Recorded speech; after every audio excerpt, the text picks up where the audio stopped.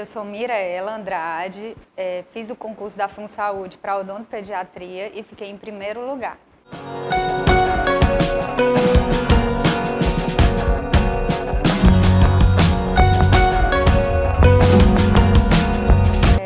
Eu sou filha de funcionários públicos, né? Tanto meu pai como minha mãe. E aí, quando eu me formei, eu já tinha essa vontade de ser funcionária pública. Tanto que assim que eu me formei, eu prestei concurso para o interior e passei. Então, assim, eu sou concursada de um município do interior há 15 anos, né? E aí, me acomodei e quando apareceu a oportunidade, que na odontologia não tem muita oportunidade de concurso, eu comecei a estudar, né? Cheguei a fazer o concurso da EBSER, fiz o curso da Michele, na época era presencial. E aí eu me saí muito bem nas provas de conhecimentos gerais e na específica, que não tinha um cursinho, né, voltado para a odontologia, eu não me saí tão bem. Então, assim, ainda cheguei perto, né, tirei 7º lugar e era só uma vaga. Então, deu para perceber que se eu estudasse, se eu fizesse um curso, eu iria conseguir me sair bem. Tinha um curso, né, voltado para a odontologia.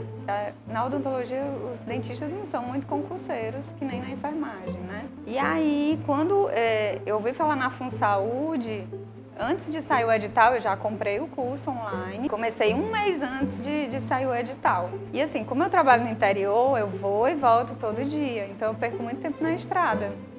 E a gente tem um grupo de rodízio no carro e a gente ia escutando as aulas. Então, na ida e na volta, né, eu sou casada, tenho 2 filhos, então, assim, passo o dia fora. É difícil a gente ter um tempo para conciliar e conseguir realmente se dedicar.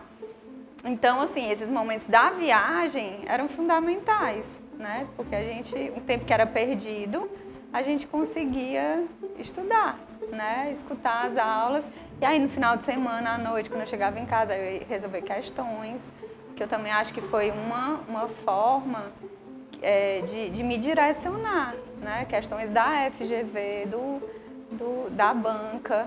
E aí eu fui me familiarizando. Eu estava muito ansiosa. E assim, foi meu marido, meus filhos, né? Eles foram me deixar lá. Tava todo mundo ansioso, porque a gente se prepara, a gente abre mão de muita coisa, né? Da convivência com os filhos. E aí, assim, aquela expectativa, aquela ansiedade. E assim, a prova, eu saí pesada da prova. Eu achei que a prova de raciocínio lógico foi mais difícil do que eu esperava, né? Aí você sai com aquela sensação, será que vai dar certo, né?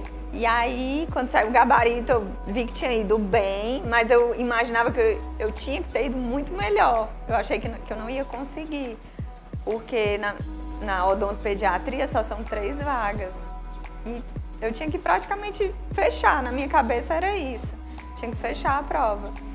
E aí, quando eu comecei a conversar com as pessoas e vi que eu tinha feito mais pontos, aí eu disse, não, eu acho que vai dar certo, pelo menos para eu conseguir ir para a prova de títulos, né? E aí, quando saiu o resultado, eu não acreditei, né? O primeiro lugar foi, assim, uma surpresa, foi uma conquista muito, muito importante. Assim, como eu trabalho no interior, eu abro mão de muita coisa, né? Deixo de participar de alguns momentos. E aí, assim, eu tinha essa vontade muito grande de passar em um concurso aqui, em Fortaleza, né? E a realização de um sonho. Espero que dê certo, né? Ainda tem outra etapa. Mas, assim, me deixou muito feliz. Muito feliz. Foi uma conquista muito importante. Eu acredito, assim, em motivação, né? Você tá vivendo aquele momento. O curso que me ajudou foi ser online, porque se fosse presencial eu não teria conseguido. Por causa da estrada, eu não ia ter condições de chegar e ainda ir para uma aula. Então, assim, eu assistia nos momentos que dava para mim, né? Eu parava, quando eu não tinha paciente, eu parava e começava a assistir no celular mesmo, entendeu? Então, assim, era no momento que dava. E no curso presencial eu não teria conseguido. O que eu quero dizer é que sempre é possível. Às vezes a gente se frustra com os resultados, mas o concurso ele é um caminho que a gente tem que seguir. Toda experiência, todo conhecimento adquirido, ele é muito válido. Pode ser que não tenha dado certo agora, mas no futuro vai dar certo. É continuar tentando, se esforçar, que dá certo.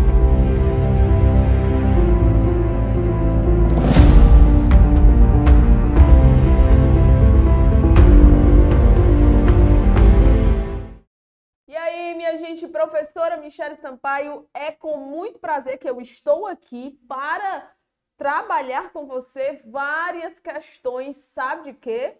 Gente, vamos começar nosso aulão do ENARE, Exame Nacional de Residências, uma grande, residência a nível nacional de verdade. Na verdade, é o único programa de residências de nível nacional, Ele é organizado pelo Ministério da Saúde, lembrando que você vai atuar ali nos hospitais da grande rede da Empresa Brasileira de Serviços Hospitalares, da EBSER, e esse exame, ele é muito disputado por diversos candidatos, Diversos que eu chamo pré-residentes do país inteiro, mas nós vamos trabalhar hoje as questões da sua prova, eu tenho certeza. Por quê? Porque isso é de praxe do curso MS, tá? Se você está chegando hoje e não conhece o curso MS, seja muito bem-vindo. O curso MS, ele tem sede em Fortaleza, no estado do Ceará, mas nós preparamos aí para residências multiprofissionais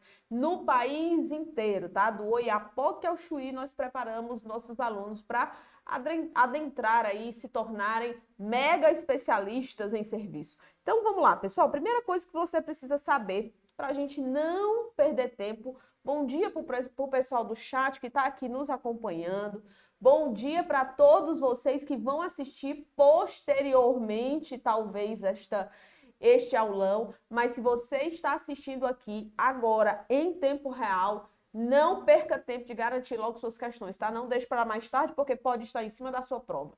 Então, vamos nessa, tá? Pessoal, seguinte, as perguntinhas eu vou respondendo aqui à medida que elas forem surgindo, mas, tá? Nos intervalos ou após a nossa aula aqui, o nosso aulão, eu consigo parar, ficar um pouquinho no chat com vocês e a gente trocar uma figurinha, beleza? Então, vamos lá. Pessoal, o negócio é o seguinte. Primeira coisa que você, candidato a se tornar um R1 no ano que vem, precisa saber sobre essa prova. Professora, quem faz a prova do ENARE? É só você ler o primeiro parágrafo, aliás, as primeiras 2 linhas do seu edital do ENARE, que você vai lá, Você com certeza vai observar que este exame é promovido pelo Instituto AOCP. Professora, eu não conheço esse Instituto AOCP. O Instituto AOCP é uma banca que já realizou uma diversidade desde 2014, que o Instituto, 2013, 2014, que o Instituto AOCP vem realizando provas para o concurso da EBSER, ok, pessoal? Então, se você não sabia, fique sabendo agora. Diante disso, estrategicamente, como é que nós trabalhamos? Nós trabalhamos da seguinte forma. Nós vamos pegar por temática, então eu vou trabalhar os temas, tá? Do edital de conhecimentos básicos do ENARE, tá? São muitos tópicos. Quando eu falo muitos tópicos, são muitos, é muito conteúdo, gente. É muito conteúdo para ser trabalhado em 20 questões da sua prova, certo? Então, nós vamos trabalhar os tópicos de conhecimentos básicos em cima da última prova do ENARE, mas também vamos fazendo as revisões, mas também vamos pegar questões estratégicas desta banca aqui, Instituto AOCP, para complementar o nosso conhecimento, para que amanhã você olhe para a prova, olhe para a questão, lembra aqui da minha voz falando na sua mente, tá? Não é telepatia, gente, é porque acontece de verdade. E volte amanhã para me dar novidade, para me falar como é que foi a prova, o que caiu, o que não caiu, né? O que você achou, como é que foi o seu desempenho. Eu amo saber do pós-prova, eu fico ansiosíssima esperando as notícias de vocês. Beleza? Então, vamos deixar de conversa e vamos começar a trabalhar. Olha só, eu falei que nós dividimos por temática, então vamos começar com o nosso primeiro tema, que é História das Políticas de Saúde do Brasil, no Brasil e reforma sanitária, né? Então, vamos lá. Olha, primeira questão da prova do ano passado foi uma questão que eu considero de nível de dificuldade alto. Não vamos colocar difícil, não, né? Eu ia escrevendo difícil aqui, mas eu vou escrever outra palavra. O nível de dificuldade dessa questão, ele é alto. Por que eu considero um nível de dificuldade alto frente a tantas questões de residências, tantos programas e tantas bancas aí que fazem, né, as provas das residências país afora? Porque ele cobra especificamente uma visão, tá? Um formato e uma base ideológica. E essas bases ideológicas, elas não estão em todas as literaturas que versam sobre reforma sanitária ou história das políticas de saúde do Brasil, por exemplo. Elas estão em algumas literaturas específicas que, se por um acaso você não tiver lido a literatura, fatalmente você vai ter muita dificuldade nessa questão. E, inclusive, aqueles que leram a literatura também vão encontrar alguma dificuldade, porque você tem que lembrar dentro de uma infinidade enorme de conteúdos, você sabe, né? Então, vamos nessa questão para a gente entender, para vocês entenderem o que eu estou falando. Ela diz o seguinte: as origens do movimento da reforma sanitária aconteceram durante o período mais repressivo de autoritarismo no Brasil, transformando a abordagem dos, olha só, a abordagem da reforma transformou a abordagem dos problemas de saúde e constituiu-se na base teórica e ideológica de um pensamento médico-social. A abordagem histórico-estrutural de problemas. Aí pensa comigo, do que é que a questão está falando? A questão está falando sobre essa abordagem histórico-estrutural de problemas de saúde. Professora, pelo amor de Deus, pela madrugada do céu, eu nunca ouvi falar nessa abordagem histórico-estrutural de problemas de saúde. Eu vou explicar um pouquinho para você entender, certo? Existe autores da reforma sanitária, eu chamo de autores da reforma sanitária, eu chamo Escórel e Moreira, eu chamo Jairmilson Paim, eu chamo, o que mais? Deixa eu pensar aqui. O próprio Eugênio Vilaça, tá? São sanitaristas, são pesquisadores, cientistas da reforma sanitária e do Sistema Único de Saúde. E aí nós temos, principalmente nesse livro do Escórel e Moreira, você vai ver nessa publicação que eles trabalham essa abordagem histórico-estrutural de problemas de saúde, que é uma abordagem voltada não para a necessidade das pessoas, por exemplo, eu entregar mais para quem mais precisa, mas é uma abordagem voltada para a segregação da entrega de serviços mediante a classe social, ou seja, é a determinação do serviço diante de classes sociais, por classes sociais. Isso é interessante que aconteça? Não muito quando eu penso no formato específico do Sistema Único de Saúde. O SUS, ele não olha para a classe social. O SUS, ele olha para a necessidade de saúde. Então, diante da necessidade, tá, de cada indivíduo, as ações e serviços de saúde serão disponibilizadas. E aí, quando você volta para essa abordagem aqui, eles segregam em classe social. Então, dependendo da distribuição dos serviços, será mediante a classe social. Beleza? Então, você entende aí mais ou menos essa abordagem histórico-estrutural dos problemas de saúde? Beleza. Essa abordagem, continuando aqui a questão, para analisar o processo de saúde e de adoecimento em uma determinada sociedade, considera o quê? Eu acabei de te falar o que ela considera. Ela considera classe social, tá? Então, se ela considera distribuição econômica, né? classe social, certo? E essa distribuição desigual mediante a classe social, você tem que entender primeiro disso para você ir para os itens da questão. O problema é a gente saber isso. O item A desigualdade de gênero e o enfrentamento das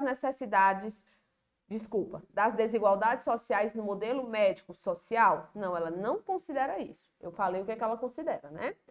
Item B, a igualdade de direitos de acesso e a universalidade dos bens e dos serviços de saúde.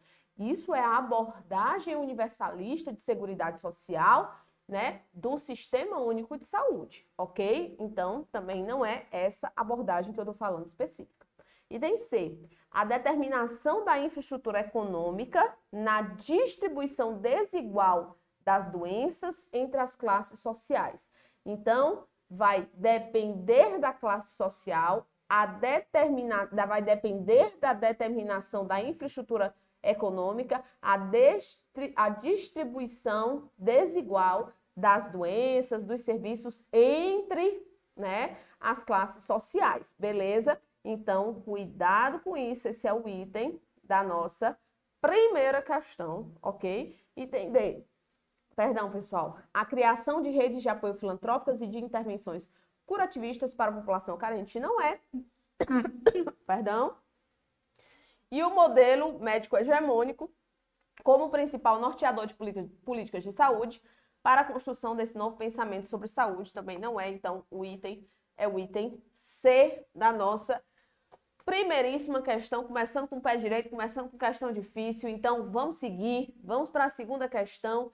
Essa daqui, ela é uma questão relativamente fácil, só que se você não lembrar desse período histórico e do que aconteceu especificamente, porque às vezes a pessoa, olha, eu vi a data aqui, 1904, isso aqui foi a revolta da vacina, né, que aconteceu ali durante a gestão como diretor da Saúde Pública Nacional, o doutor Oswaldo Cruz, já sabe de tudo isso, ok? E ele comandava um período intitulado no Brasil de sanitarismo campanhista.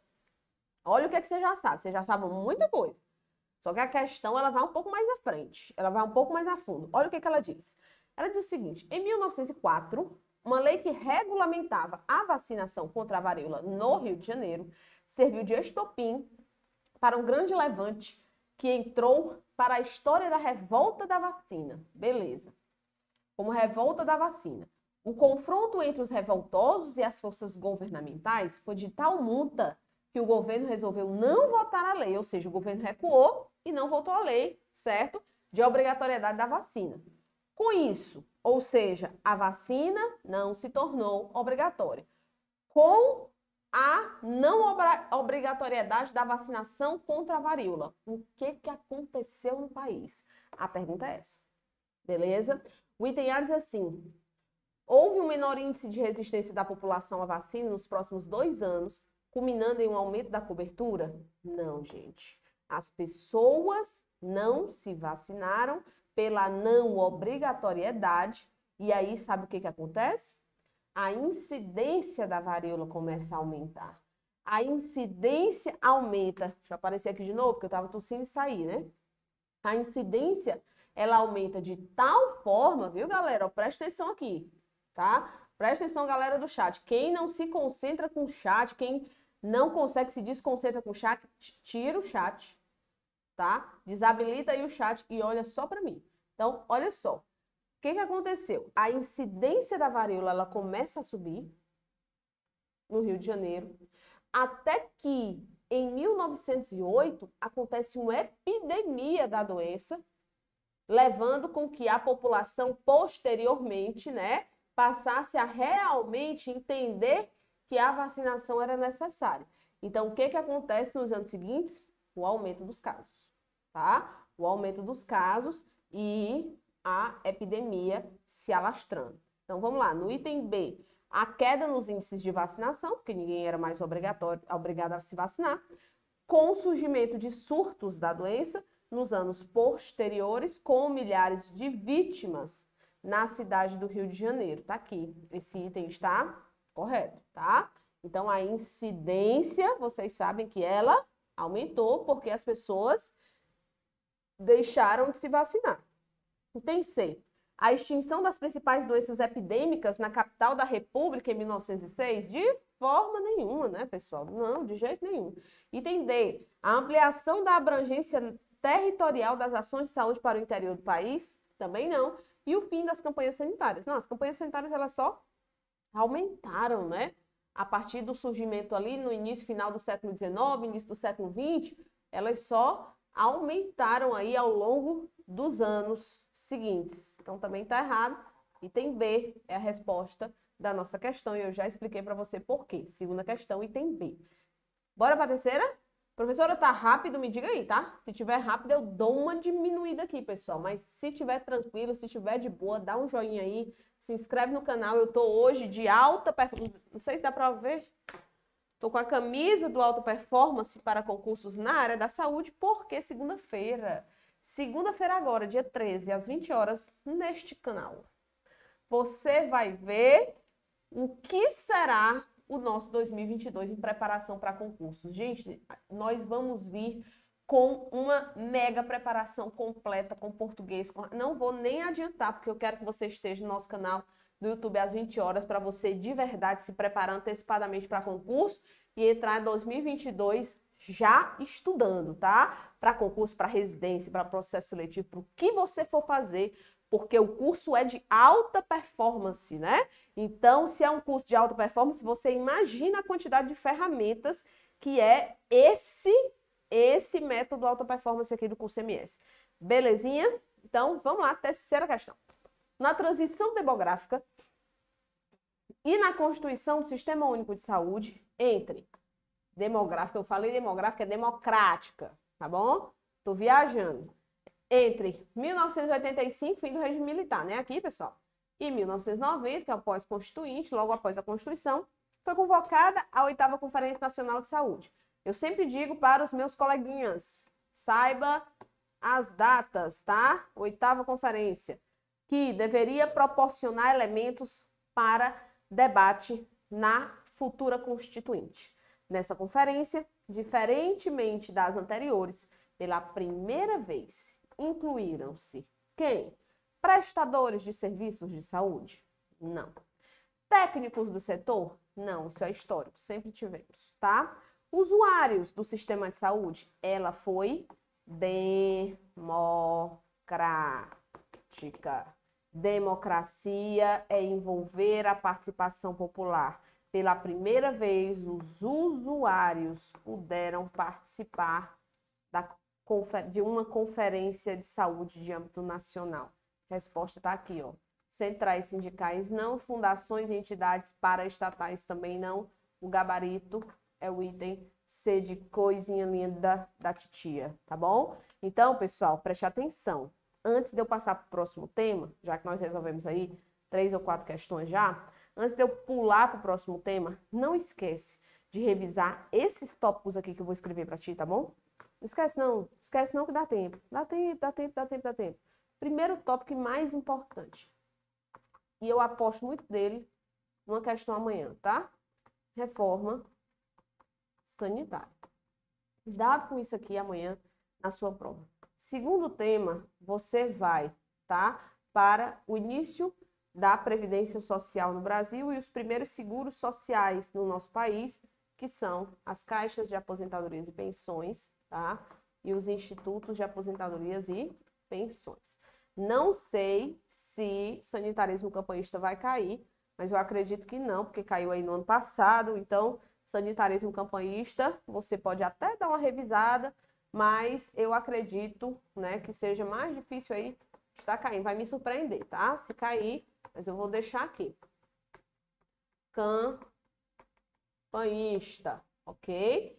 E, por fim, cuidado, estude o sistema INAMPS, INPS, ok? Modelo médico assistencial privatista, suas características ali, período do regime militar e tudo mais. Cuidado com esses 4 temas aqui na hora da sua prova. Deu para entender? Deu não. Então, volte o vídeo e assista novamente que você vai entender, porque minha letra é linda, pessoal, como vocês estão vendo, né? Pessoa canhota, escreve de cabeça para baixo e é obrigada a escrever assim, não fica legal. Então, vamos lá, continuando.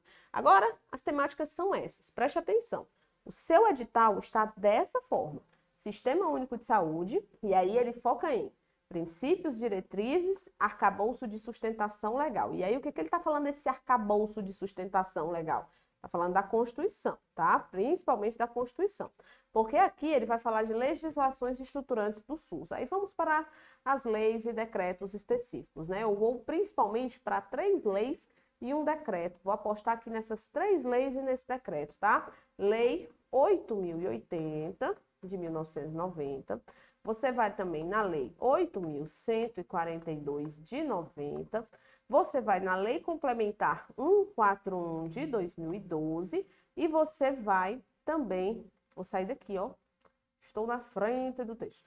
Então, Lei Complementar, você vai no Decreto 7.508, do ano de 2011, tá bom? Então, essa legislação estruturante aqui pode faltar na sua carteirinha não, tá bom? Na sua mente, na hora da prova, não. Mas, nós vamos dar uma revisada aqui legal e eu aposto muito em alguns tópicos que nós vamos falar a partir de agora.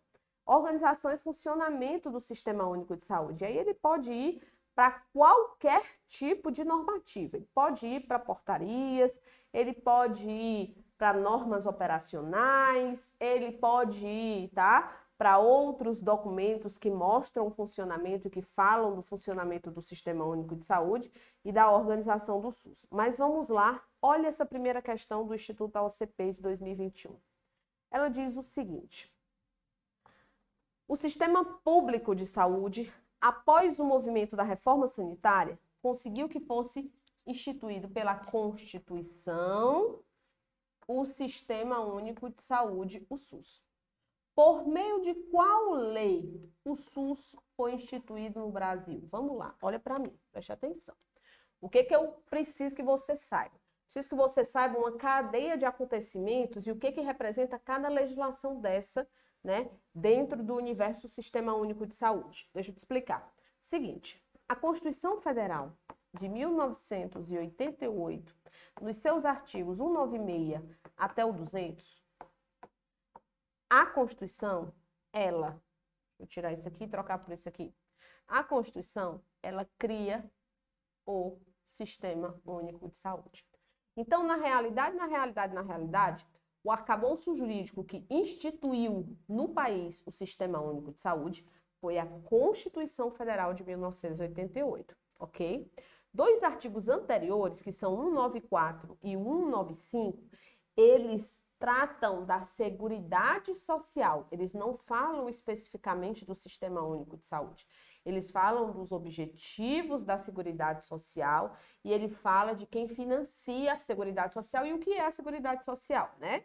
Um conjunto de ações, né, do poder público juntamente com a sociedade que se destina a assegurar direitos. Direitos relativos à previdência, assistência social e à saúde, tá bom? Que é o tripézinho lá da Seguridade Social. Beleza, professora? Após isso, nós tivemos em 1990 o sancionamento das leis orgânicas da saúde, que você sabe quais são, né? A 8.080 e a 8.142, todas duas de 1990. Essas aqui regulamentam o Sistema Único de Saúde. Mais especificamente essa daqui, tá?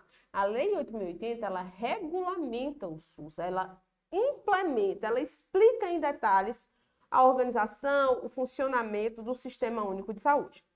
Beleza, mas o SUS já estava instituído, já estava criado. Uma coisa é a lei, é a Constituição. Outra coisa, pessoal, é a prática, tá? Esquece a prática. Esquece a prática. Estou falando arcabouço jurídico legal. E aí, nós tivemos, alguns anos depois, a regulamentação da Lei Orgânica da Saúde, que foi feita através do Decreto 7.508 do ano de 2011. O que esse decreto faz? Esse decreto, ele regulamenta a Lei 8.080. Você entendeu? Você entendeu aí? Então, cuidado com isso aqui, certo? O que a questão perguntou? Por meio de qual lei o SUS foi instituído? Na verdade, não existe lei que crie, que implante, que institua o Sistema Único de Saúde. Existe lei que regulamente o Sistema Único de Saúde, que foi a Lei 8.080 e também, obviamente, a Lei 8.142. Você está me entendendo? A questão ela foi um pouco infeliz, a banca foi um pouco infeliz na forma de perguntar. Aí, o que eu faço, professora? A questão, só pelo enunciado, ela é passível de recurso?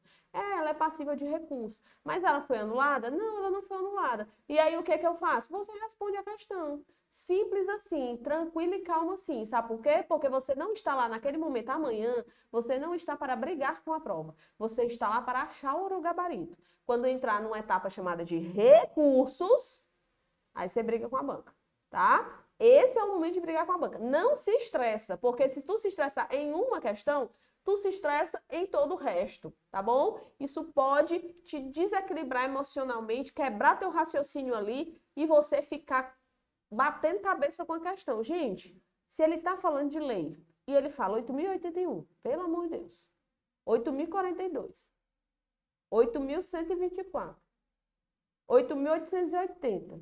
Não dá para errar, gente. É aquela questão que o teu examinador, que a banca tá dizendo assim, ó, tá aqui, ó. Essa aqui tu não zera a prova, tá bom? Essa aqui eu vou te dar na bandejinha. Embora eu tenha errado na forma de perguntar, mas eu tô te dando de bandeja essa questão. Então é uma questão que, se você perder, eu não vou gostar muito não, tá bom? Então vamos na próxima questão aqui, quinta questão. Quinta questão. Ela diz o seguinte: considerando a organização, olha como ela trabalha o edital. É uma banca, é um programa que gosta de trabalhar o máximo do edital que ele propõe, tá? Tanto que você vai ver amanhã que a distribuição das questões, inclusive, elas tendenciam a andar o edital na forma, inclusive, que eles dispõem o edital, tá? Então, eles vão lá do começo até o fim do edital, o máximo que eles podem. Às vezes, você vai ver que eles vão mesclar ali tópicos para que ele atenda a todos os tópicos do edital, cobrando todos os tópicos nas questões. Considerando a organização e funcionamento do Sistema Único de Saúde, quanto ao emprego dos recursos financeiros, assinale a alternativa correta. Então, a questão versa aí sobre o emprego de recursos financeiros do Sistema Único de Saúde. Então, ele vai falar de percentual mínimo, né? Ou seja, que os estados, municípios, Distrito Federal deverão investir em ações e serviços de saúde. Vamos falar aí o que é gasto ou o que não é gasto com saúde. Vamos falar de repasse de recursos, vamos falar de fundo de saúde e tudo mais, e nós vamos responder agora. Olha só, o pagamento de... Item A. O pagamento de aposentadorias e pensões, presta atenção que ele quer o correto. Pensões dos servidores da saúde, saneamento básico e limpeza urbana são considerados despesas com ações e serviços públicos de saúde. Por isso, devem fazer parte do planejamento de recursos e de investimentos do SUS. Aqui está redondamente enganado, preste atenção. Lá no artigo 4º, se eu não me engano, artigo 4º, anota aí. Da Lei Complementar, olha a Lei Complementar 141 de 2012, está descrito o seguinte: o que não são gastos considerados gastos com ações e serviços de saúde. Dentre os que não são considerados gastos com ações e serviços de saúde estão pagamento de aposentadorias e pensões, inclusive de servidores da saúde. Aposentadoria e pensão, gente, é com previdência social, tá bom? Então não tem nada a ver com gasto com saúde. Segunda coisa, somente saneamento básico, né? De comunidades remanescentes de quilombos, de distritos sanitários especiais indígenas, desde que aprovado pelo Conselho de Saúde, pelos órgãos colegiados, é que podem ser considerados gastos com saúde. Saneamento básico, dessa forma geral aqui, não pode ser computado como gasto com saúde. Outra coisa também que não pode ser considerada gasto com saúde é a limpeza urbana. Então, olha só, ele está dizendo que são considerados, o item está incorreto. Item B, a unidade orçamentária e gestora dos recursos destinados a ações e serviços públicos de saúde, vou sair daqui para não ficar na frente do texto, Ressalvados os recursos repassados diretamente às unidades vinculadas do Ministério da Saúde, é o Fundo de Saúde. Se você for, ele pegou como base nessa questão a Lei Complementar 141 de 2012, tá? E aí, se você for aqui e olhar e observar o artigo, aqui que eu digo é na lei, tá? O artigo 14 dessa lei, ela vai falar especificamente o que é um fundo de saúde. E quando ela diz que o fundo de saúde é uma unidade orçamentária e gestora dos recursos que são destinados a ações e serviços públicos de saúde dos estados, da União e dos municípios, ele está definindo o que é um fundo de saúde. Só que ele diz lá no artigo 14, inclusive, o seguinte: exceto, ou seja, ressalvados, os recursos que são repassados diretamente às unidades que estão vinculadas ao Ministério da Saúde. Então, não vai ser fundo de saúde. Fundo de saúde é a unidade orçamentária e gestora de recursos da saúde. Os fundos de saúde estão nos municípios, nos estados, no DF e na União, exceto em unidades vinculadas ao Ministério da Saúde, beleza? Então, esse é o conceito de fundo de saúde, está correto? Artigo 14 da Lei Complementar 141 de 2012. Item C. O percentual mínimo de aplicação de recursos para ações e serviços de saúde anualmente da União e dos estados deve ser de 5% e de 10%, respectivamente, da arrecadação de impostos do ano anterior. Entenda o seguinte: atualmente, ou seja, desde 2016, nós temos uma emenda complementar vigente, que é a 95 de 2016, que ela estabelece que existe um limite, ou seja, um teto máximo de gastos com ações e serviços de saúde, inclusive, tá? Ou seja, com setores primários. E aí ele estabelece para a União 15% da receita corrente líquida. Então, na Constituição, você vai ver os 15% da receita corrente líquida e não da arrecadação de impostos. Primeiro erro da questão. Segundo erro da questão é dizer que os estados, eles devem investir, aplicar em ações e serviços de saúde, tá? 10%. Não, os estados devem aplicar em ações e serviços de saúde, no mínimo, 12% do total da sua arrecadação de impostos. Então, não esqueça. Os municípios, vocês já sabem, né? Coloca aí no chat. 15%, né, pessoal? Municípios, no mínimo, 15%. Estados, no mínimo, 12%. E Distrito Federal, 12% e 15%, dependendo ali do imposto, da base de cálculo do imposto. Ok? Beleza? Então, tá errado. Item D. Os recursos destinados a investimentos devem ter suas programações a cada 5 anos. Já está errado, né? Se for investimento dentro do plano de saúde, é de 4 anos, por exemplo. E em seguida, sua alocação serão considerados prioritariamente os critérios que visem garantir a integralidade da atenção à saúde. Até aí, tudo bem, tá? Mas o período está errado, então o gabarito é errado. Os convênios de saúde são arranjos feitos entre os municípios para a união de recursos para produzir resultados mais satisfatórios, né? Sendo obrigatória a adesão do município com menos de 20 mil habitantes. Não existe essa obrigatoriedade. E lembra que é consórcios de saúde, tá, pessoal? Os consorciados de saúde. Consórcio administrativo intermunicipal, ok? Então, gabarito realmente só confirmando item B. Sexta questão da nossa prova. Sexta questão. Vamos nessa. O Sistema Único de Saúde parte de uma concepção ampla do direito à saúde e do papel do Estado na garantia desse direito. Sobre o Sistema Único de Saúde, assinala aí para mim, me diga aí qual é a alternativa correta, pessoal. Vamos revisar, né? Estou bebendo água aqui para poder limpar aqui a garganta. Vamos revisar, né, pessoal? Ele quer o item correto sobre o SUS, de uma forma geral. Então, o item A diz: um dos princípios fundamentais do SUS é a integralidade. Até aí, tudo bem. que se relaciona ao dever do Estado de garantir espaços que permitam a participação da sociedade no processo de formulação e implementação da política de saúde. Tem nada a ver com integralidade, né? Você sabe que integralidade é um conjunto articulado e contínuo de ações e serviços, preventivos e curativos, individuais e coletivos, exigidos para cada caso, em todos os níveis de complexidade do sistema. Artigo 7º da Lei 8.080. Isso é integralidade. Eu não estou falando de participação da sociedade no conceito da integralidade. É te ofertar tudo em todas as suas necessidades e em qualquer nível de assistência. Isso é integralidade, beleza?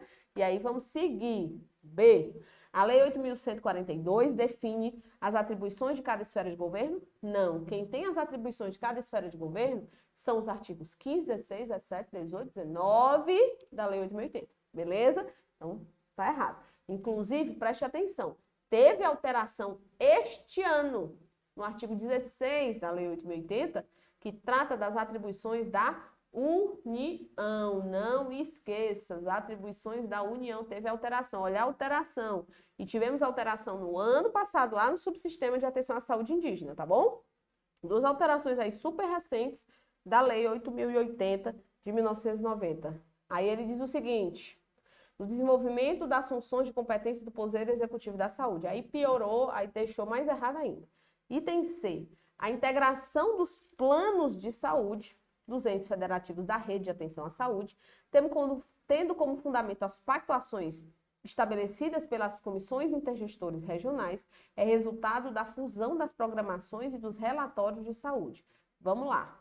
O contrato organizativo da ação pública da saúde nada mais é do que a reunião dos planos de saúde que envolve os relatórios, as programações anuais e tudo mais, tá? Então, é o contrato que é a integração dos planos de saúde lá daquela região de saúde. Contrato organizativo da ação pública da saúde. Isso está onde? No decreto 7.508 do ano de 2011. Isso aqui está errado, pessoal. E o item D? No processo de planejamento da saúde, um instrumento de planejamento, nós chamamos esse instrumento de instrumento auxiliador de planejamento, viu, galera? Instrumento de apoio de planejamento, utilizado para identificar necessidades de saúde, que orienta o planejamento integrado dos entes federativos, é o mapa da saúde, tá certinho, né? Então, de acordo também com o decreto, o mapa da saúde é um instrumento que vai ajudar na identificação das necessidades de saúde, vai orientar o planejamento integrado ali da região da saúde, dos municípios, dos estados e tudo mais. Entender está correto, ok? Lembra aí, descrição geográfica, o que é um mapa da saúde? Descrição geográfica, o que é uma região de saúde? É um espaço geográfico, tá? Começou com espaço geográfico, tá falando de região de saúde. Começou com descrição geográfica, tá falando de mapa da saúde. Pega o bizu e na hora da prova tu vai lembrar. Item E. As principais portas de entrada para acesso aos serviços de saúde no SUS são atenção primária e atenção hospitalar especializada. O artigo 9º deste mesmo decreto aqui que eu escrevi para vocês, tá? Ele diz que as principais portas, as portas básicas de entrada do SUS são atenção básica, urgência e emergência, atenção psicossocial e serviços especiais de acesso aberto. Essas quatro são as principais e as portas de entradas básicas do SUS, tá bom? Então tá errado aí. Item D é a resposta da nossa questão. 7ª questão. Vamos lá, pessoal. Olha aí. A pergunta é a seguinte: que comissões são reconhecidas como locais ou fóruns de negociação e de pactuação entre os gestores quanto aos aspectos operacionais do Sistema Único de Saúde? Gente, tanto está no decreto como está na Lei 8.080. Nós temos lá desde 2011 uma alteração que fala das comissões intergestores. São fóruns de negociação e de pactuação entre os gestores do SUS. Então, tá aqui, ó, comissões intergestores bipartite e comissões intergestores tripartite, tá bom? Não esquece, as comissões, elas estão aí e Não dava para errar, porque eles poderiam até tentar confundir tua cabeça com as outras comissões, comissões permanentes de integração, comissões intersetoriais, mas eles nem fizeram isso. Olha nos outros itens, comissão de ética, comissão interdisciplinar e multidisciplinar, né? Colocar um X, né? Eu fico colocando esse cheque aqui, a pessoa pensa que tá certo. Comissão Nacional de Direitos Humanos, Comissão Interna Municipal e Estadual, tudo errado aqui. Item A é a resposta da nossa questão. Galera, cuidado, eles vão cobrar 2 questõezinhas sobre Sistema Único de Saúde de uma forma geral, tá? Então, eles vão cobrar lá 2 questões amanhã na sua prova, e aí pode ser, geralmente eles escolhem temas um pouco mais abrangentes, para que eles consigam abranger o entendimento geral de legislação. Dificilmente eles serão muito específicos, mas se forem muito específicos, cuidado com as alterações, as atribuições dos entes federativos, os princípios e as diretrizes do SUS e a participação da iniciativa privada, beleza? Cuidado com isso. Vamos falar de controle social no SUS e rede de atenção à saúde, outra temática, tá bom? A partir de agora, outra temática para você. Vamos passar para a questão seguinte. Então, vamos lá. A questão de número 8 diz o seguinte. Ainda falando, claro, de controle social, né, pessoal? Vocês já sabem qual é o tema que nós estamos. Quanto à Conferência de Saúde no âmbito do SUS, é correto afirmar que, então, é sobre a conferência específica no âmbito do SUS. Onde é que eu vou pegar a maior parte dessas informações? Lá na Lei 8.142 de 90, pessoal, artigo 1º, lá no parágrafo 1º, tá? Ele já vai relatar lá a Conferência de Saúde. Ele diz que, no item A, que é a instância, 8ª questão, item A, é a instância colegiada do governo federal? Não, pessoal. Ela vai ser, certo?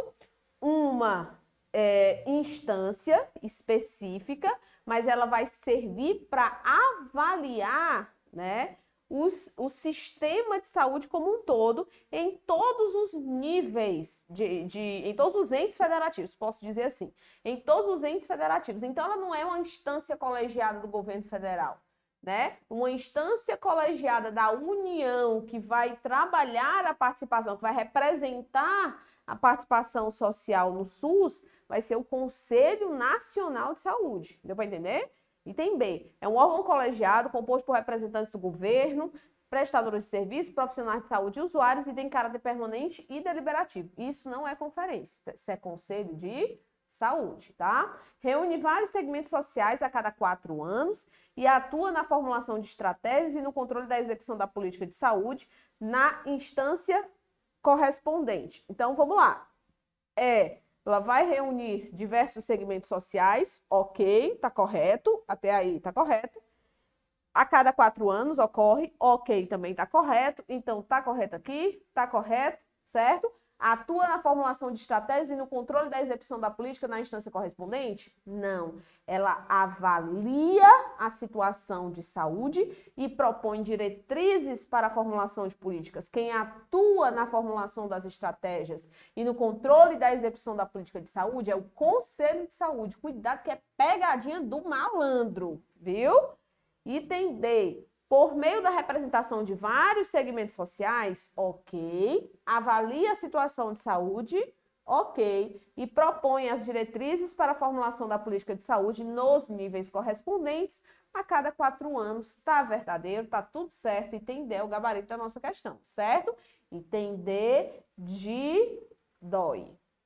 Item E. É convocada em caráter extraordinário pelo Poder Executivo? Não. Ela é convocada pelo Poder Executivo e extraordinariamente, presta atenção, por esta ou pelo Conselho de Saúde, tá bom? Então, em caráter extraordinário, ela não vai ser convocada pelo Poder Executivo.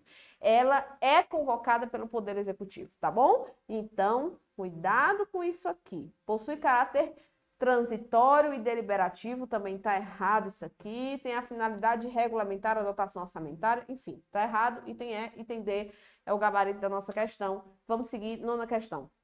Quanto ao controle social, dá para ficar aqui, não dá? Ah, demais. Quanto ao controle social, assinale a alternativa correta. Vamos na correta aqui. Quanto ao controle social. Olha só, é uma proposta governamental que coloca a sociedade como foco das decisões estratégicas. Cuidado, não é uma proposta do governo. O controle social emanou do povo, foi um anseio do povo, tá?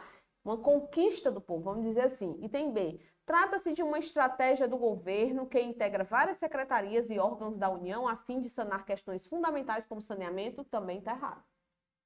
Item C. É uma forma de controle governamental a fim de verificar comportamentos e tendências sociais, não é uma forma de controle governamental do governo, é controle social da sociedade, tá? Civil organizada. Então tá errado. Entender, é a participação da sociedade na administração pública com o objetivo de acompanhar e fiscalizar as ações do governo? Aí, sim. Isso é controle social. Trata-se de uma ação colaborativa entre governos municipais, estaduais e federais para articular estratégias de saúde? Também não. Entender, conceito de controle social, tá? É a forma que a sociedade civil organizada tem de participar das políticas públicas, sejam de saúde, sejam outras políticas quaisquer, tá bom? Então, tá aí. 10ª questão. Na construção das redes de atenção à saúde, agora vamos mudar um pouquinho de tema, tá? Na construção das redes de atenção à saúde, antes de eu falar de redes, eu quero que você preste atenção no que eu vou lhe dizer agora. Olha, existe um documento de 2011 chamado As Redes de Atenção à Saúde, tá?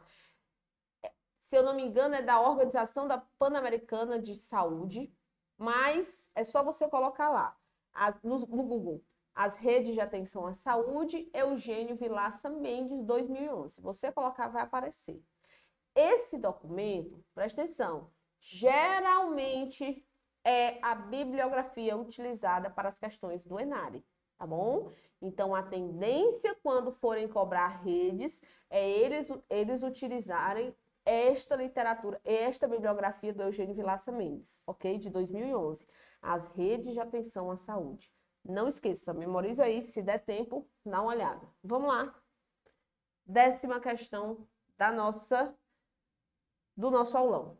Na construção das redes de atenção à saúde, um dos conceitos fundamentais que se estruturam por arranjos produtivos conformados segundo densidades tecnológicas singulares, ou seja, específicas, variando do nível de menor densidade ao de densidade tecnológica intermediária, até o de maior densidade. É chamado de quê? O que é esse arranjo organizativo de ações e serviços de saúde que vai desde a menor densidade tecnológica até a maior densidade tecnológica? Isso é um nível de atenção, né, não? Então, o conceito de nível de atenção à saúde está descrito aqui, que foi copiado e colado lá do livro que eu falei, As Redes de Atenção, deixa eu escrever direito. As Redes de Atenção à Saúde de 2011, do Eugênio Vilaça, tá? Então, isso é nível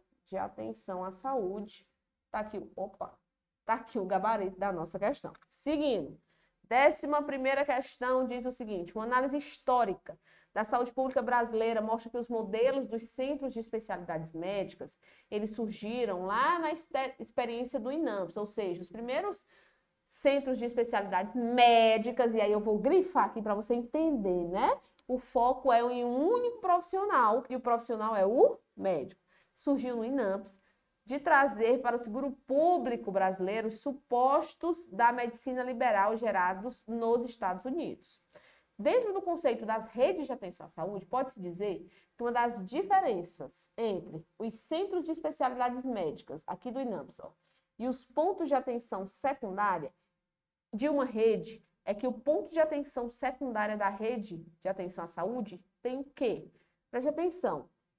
Quando eu falo em modelo médico assistencial privatista, eu falo especificamente na figura do profissional daquele período, que é o profissional médico, a figura principal daquele modelo de sistema de saúde, focado no curativismo, no tratamento da doença, né? No hospitalocentrismo, na especialização da medicina exacerbada.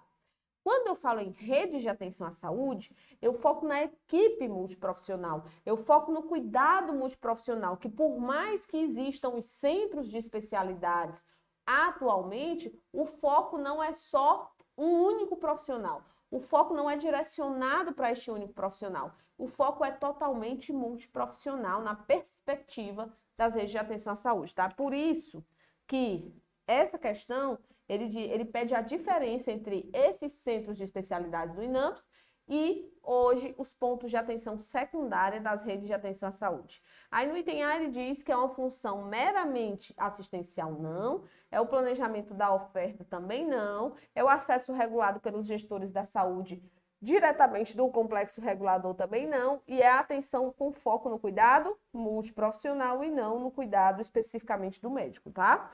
E o item E é uma unidade isolada sem comunicação fluida com outros níveis de atenção, também não. O item mais correto realmente é o item D, de Dondoquinhas, da nossa 11ª questão. Aí vamos para epidemiologia e saúde, vigilância em saúde, tá? Vamos falar de 2 temas, preste atenção. Vai cair lá na tua prova uma questão, essa é a aposta minha, tá, pessoal? Aposta minha, ó. Uma questãozinha sobre tipos de estudo epidemiológico, tipos de estudos epidemiológicos. Que tipo de estudos são esses? Ensaio clínico, coorte, caso controle, transversal ou seccional, tá? Estudo de caso. Ele pode trabalhar aí, né? Ele pode trabalhar revisão sistemática, ele pode trabalhar todos os tipos de estudos epidemiológicos, ou um só, beleza?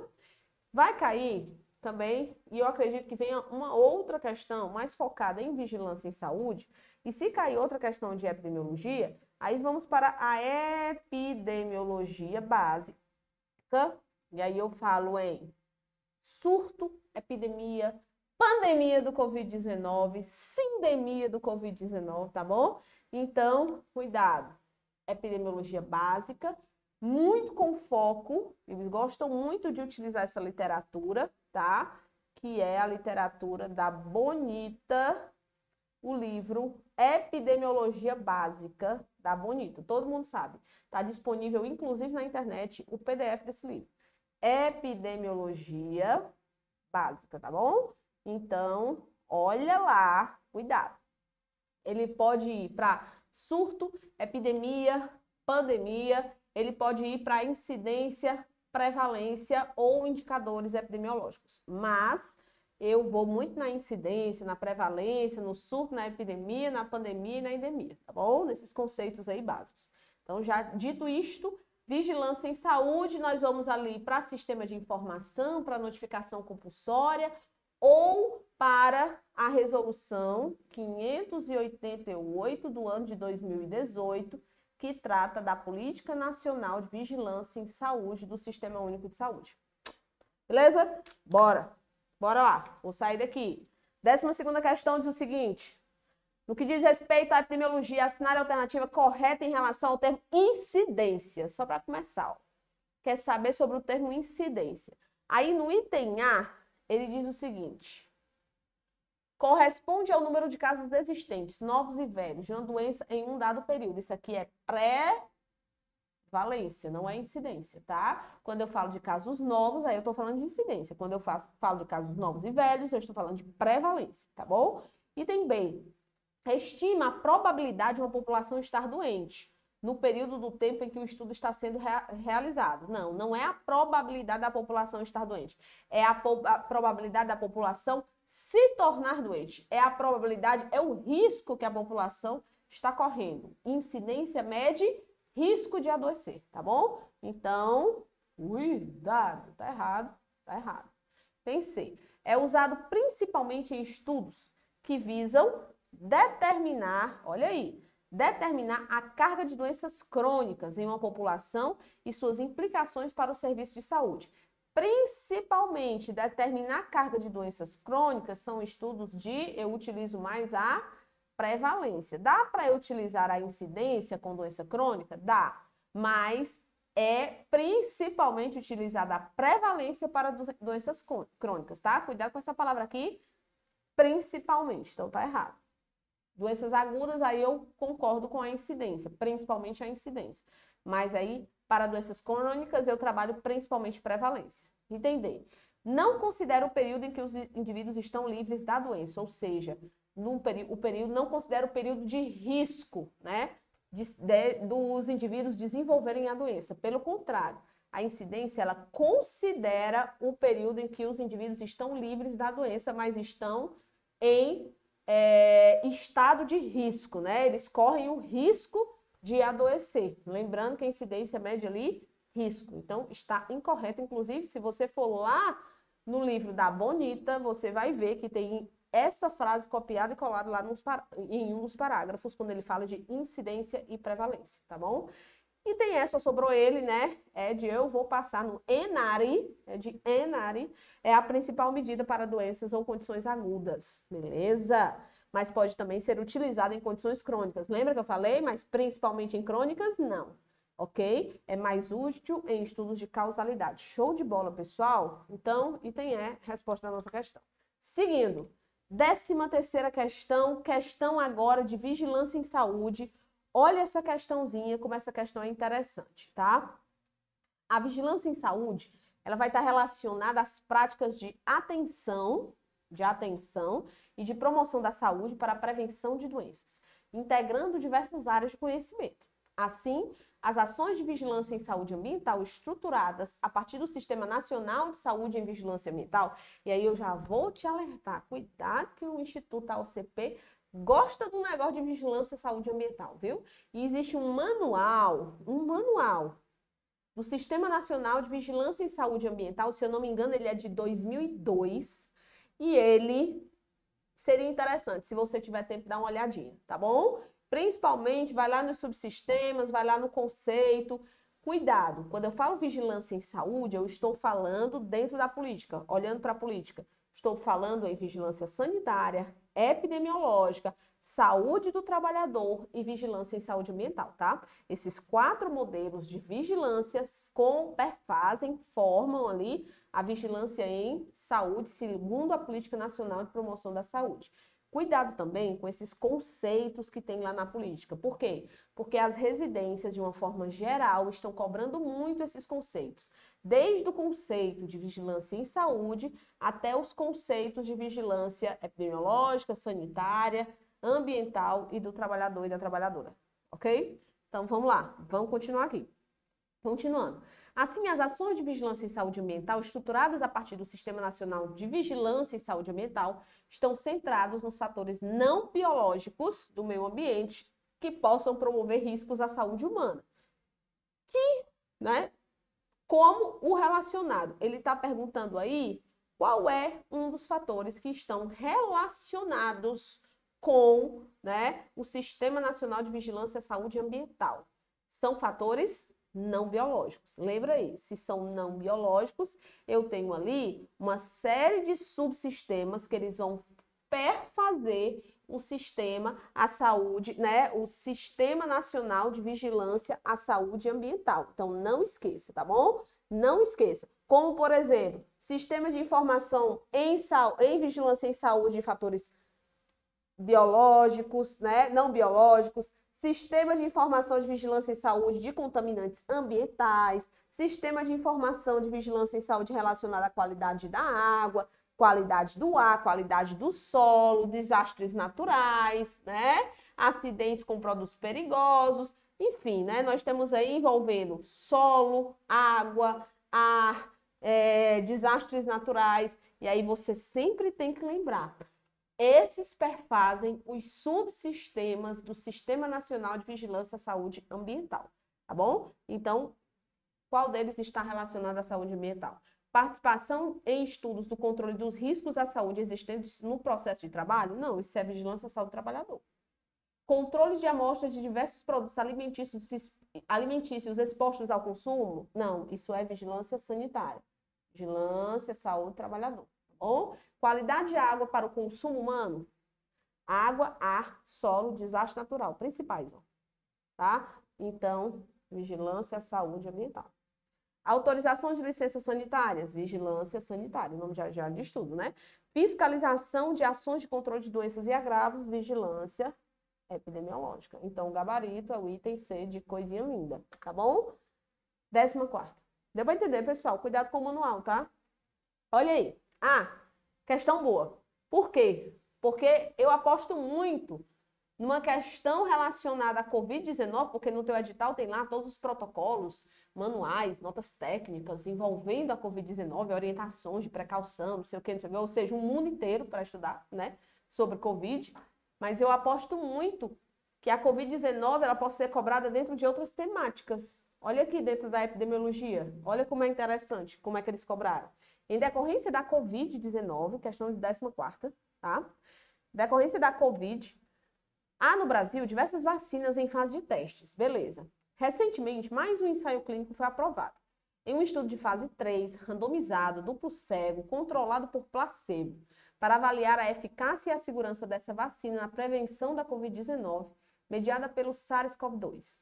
Nesse contexto, na epidemiologia experimental, e aí eu vou falar de ensaios clínicos, né, principalmente. O ensaio clínico randomizado, ele se refere basicamente ao quê? Gente, ele colocou o enunciado, um exemplo, né, do caso dos ensaios clínicos envolvendo as vacinas para a Covid-19, só para enfeitar, gente, só para dar o exemplo, mas na verdade a questão é de epidemiologia básica, tipo de estudo. Então ele está perguntando aí, ó, um ensaio clínico randomizado, se refere basicamente a quê? O item A ele diz assim: a permitir que a natureza determine o seu curso. O investigador mede, mas não intervém. Não, gente, ensaio clínico é estudo de intervenção, então já está errado. Tá bom? Está dizendo que não tem intervenção e tem intervenção. E tem B, a associação entre a exposição a determinada causa ou um fator de risco e a ocorrência da doença. Não. A associação à exposição de uma determinada causa e a ocorrência da doença pode ser usada tanto em estudos, preste atenção, de coorte como estudos de caso controle, né? Então, cuidado com isso. Não é isso. Item C. Há indivíduos que foram selecionados, olha aí, randomizado, aleatoriamente, estudo, ensaio clínico randomizado, alocados para grupos de intervenção e o grupo controle, e os resultados, eles foram avaliados, a intervenção foi feita, e os resultados são avaliados comparando-se os desfechos entre o grupo controle e o grupo de intervenção. Beleza? Isso é ensaio clínico randomizado. Entender. As medidas de exposição e efeito que são realizadas ao mesmo tempo, sendo ideais para avaliar medidas de associação. Isso é caso controle, né, galera?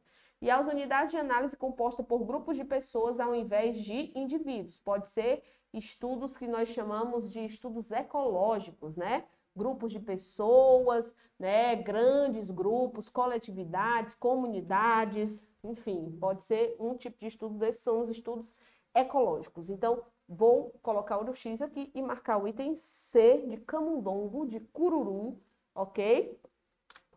Para o nosso gabarito. Questão 15. Durante uma investigação de surtos e de epidemias, é possível utilizar a epidemiologia analítica quando há várias exposições envolvidas e a causa não foi clara, certo? Não é clara.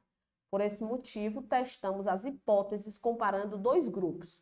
Um grupo que está doente e um grupo que não está com a doença. Esses grupos, eles se expuseram ou não a cada um dos fatores suspeitos. Por exemplo, eu pego um grupo de pessoas que tiveram infarto agudo do miocárdio, certo? Outro grupo que sem o infarto agudo do miocárdio, e aí eu comparo com fumante e não fumante, com o fator de risco. Não se expuseram. Quantos desenvolveram infarto agudo do miocárdio, mas não eram fumantes? X. Quantos desenvolveram infarto agudo do miocárdio e eram fumantes? Y. Quantos não desenvolveram infarto, mas eram fumantes? Z, né? E quantos não eram fumantes e não desenvolveram infarto? X. Não, X não, que eu já coloquei o X aqui. W, por exemplo. Ok? Isso é medida de associação. Nesse caso, o estudo mais utilizado em investigações de surtos de doenças transmissíveis. Nesse caso aí, né? Ele explicou como é que funciona. Denomina-se estudo de caso controle. Tá bom? Então, por quê? Porque eu parti do desfecho em busca das associações de causa, tá bom? Então, eu parti da doença ou da não doença. Estudo de caso 1, controle retrospectivo. Vamos lá. 16º. Os indicadores de morbidade, ou seja, galera, de adoecimento, como a prevalência e principalmente a incidência das doenças, eles tornam-se mais úteis para análise das condições de saúde quando são relacionados à população sob o risco. Mas, em geral, os dados de morbidade provenientes dos sistemas de informação em saúde no Brasil não têm cobertura populacional universal, exceto no caso de doenças ou agravos que estão sob vigilância, ou seja, aquelas doenças escolhidas e que estão sob vigilância e que constam numa listinha específica de âmbito nacional, mas que também podem ser alteradas, né, dependendo do estado, do município ou da condição epidemiológica de cada território. E aí, como que sistema, né? Então, o que ele está exemplificando aí dessas doenças e agravos sob vigilância? Ele está falando do Sistema Nacional de Agravos de Notificação, Sistema de Informação sobre Agravos de Notificação, que é o famoso SINAM, que ele, né, se baseia na Lista Nacional de Doenças de Notificação Compulsória. Lembrando que não tem só doença lá, tem doenças e agravos, como é o caso da violência interpessoal, né, da violência sexual, do suicídio e tudo mais. Então, beleza, galera? Tranquilo? Fichinha, né? 16ª, item B de bonitinho. 17ª. A vigilância em saúde é proposta como instrumento para a transformação dos determinantes da saúde e da doença, sendo referenciada por alguns conceitos. Entre eles, olha aí, presta atenção. A vigilância em saúde, ela é referenciada por diversos conceitos. Entre quais conceitos estão, né, envolvidos com a vigilância em saúde? A multiprofissionalidade, a problematização, o assistencialismo, a biotecnologia. Item B, o território, a intervenção sobre problemas, a intersetorialidade e a participação da população. Pessoal, tá aqui, ó, tá? Nos documentos que tratam de vigilância em saúde, aí eu falo de manuais, falo da própria política, eles especificam, certo? Que os conceitos de território, de intervenção sobre problemas, de intersetorialidade, participação da população, eles estão envolvidos, né, com a vigilância em saúde, porque ela é um instrumento para transformar os determinantes da saúde, ok? Política Nacional de Educação Permanente, minha gente, olha só, essa política, ela pode ser trabalhada por meio do manual do Ministério da Saúde, né, de um documento, na verdade, nem o nome não é manual, é Política Nacional de Educação Permanente, que ele é completo, e temos também uma portaria específica, né, a portaria 1996, do ano de 2007. Aí vai depender do examinador o que ele vai querer cobrar. No ano passado ele cobrou isso aqui, ó.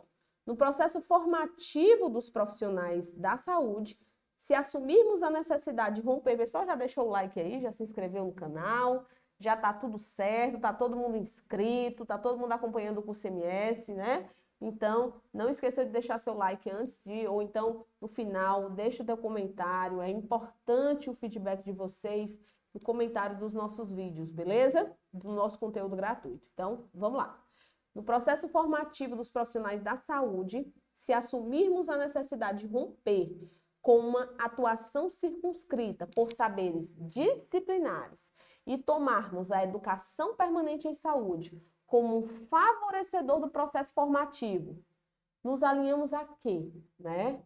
Que tipo de aprendizagem, que tipo de formação profissional, de que tipo de profissionais da saúde nós iremos formar? E aí você diz o seguinte, no item A, nos alinhamos à construção de uma prática, na qual as outras disciplinas, além daquelas específicas de cada uma das profissões, tenha significado para a ação dos profissionais. E aí nós entramos num cuidado totalmente integral, envolvendo, inclusive, pessoal, deixa eu aparecer aqui, né?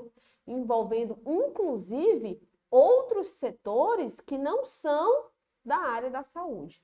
Então, nós vamos formar profissionais realmente integrais, né? Que vão trabalhar o cuidado integral, que vão trabalhar a intersetorialidade, a interprofissionalidade, tranquilo? Então, o item A foi considerado o item da questão, e o item B, nos alinhamos ao aprendizado na prática, circunscrito à aquisição de habilidades técnicas, ou seja, focado na aquisição de habilidades técnicas, aí já está errado, né?